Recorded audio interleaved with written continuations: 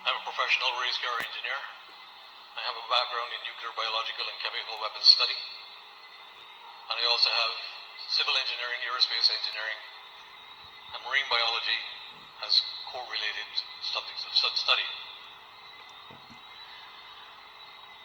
I came here this afternoon not only to represent the people of Barbados, but to bring a certain educational perspective to what a tremendous amount of people have been asking me, with the kind of background that I have, in understanding what is actually going on. So I have one question, which I don't want a response to. I don't really need a response to the question. And then I have a series of points I would like to back up that question with.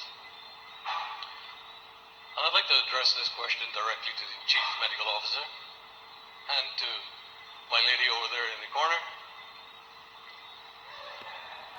I'd like to ask the Chief Medical Officer, please, to provide evidence for the public education that describes the isolation of a SARS-CoV-2 virus directly from a sample taken from a deceased patient, where the patient sample was not first combined with any other source of genetic material, i.e. monkey kidney cells, aka vero cells, liver cancer cells. Addressing the situation where a lot of people believe that the SARS-CoV-2 is a novel coronavirus. SARS-CoV-2 is a subclade of the beta coronavirus family. And how do we know this?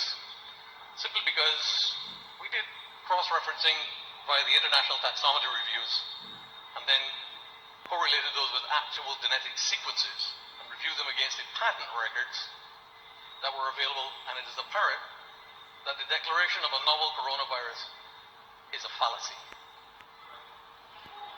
There are several coronavirus sequences that have been uploaded, but there was not one single identified novel coronavirus, none at all.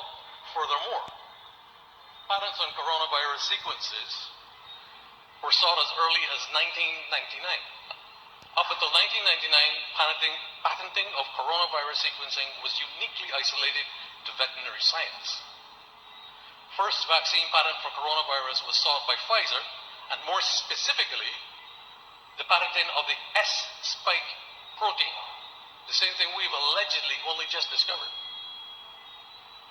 First patent application was filed January 28, 2000, 21 years ago. There is nothing new about this. And in support of that, we have this document. This is the evidence supporting that. This is the evidence which shows that that SARS is no naturally evolved virus. It's not a naturally evolved virus. No one has ever produced a safe and effective vaccine against a coronavirus. It has never been done, and it never will be done, simply because it's not possible. Therefore, I go on and I quote, the co-receptor dependent phagocytic general method of action, for those who don't understand that, okay, this is science talk, okay? I'm following the science now, so bear with me. General method of action for infectivity and pathogenicity, in other words, this is what makes it so deadly, okay, of SARS-CoV-2 appears to be specifically related to cumulative charge resulting from inserts placed on the surface of the spike receptor binding domain. What does that tell you? This is a lab-engineered phenomenon. And how do we know that? We can back up that simply because we have a document produced and very kindly submitted to us by our friends in the CCP Intelligence Service, who gave us this document where it says 2 mutations were critical for bat-to-human transmission of Middle East respiratory syndrome coronavirus. This is where AstraZeneca and some of the other vaccine manufacturers get their vector from. It's just that there's one small problem, is that it outlines direct collusion between the Communist Chinese Party and those who were building it. We recognized HKU4 spike, aiming to build its capacity to mediate viral entry into human cells. To this end, we introduced 2 single mutations. We, introduced two single mutations. Not they, we. S76R and S76A into HKU4 spike.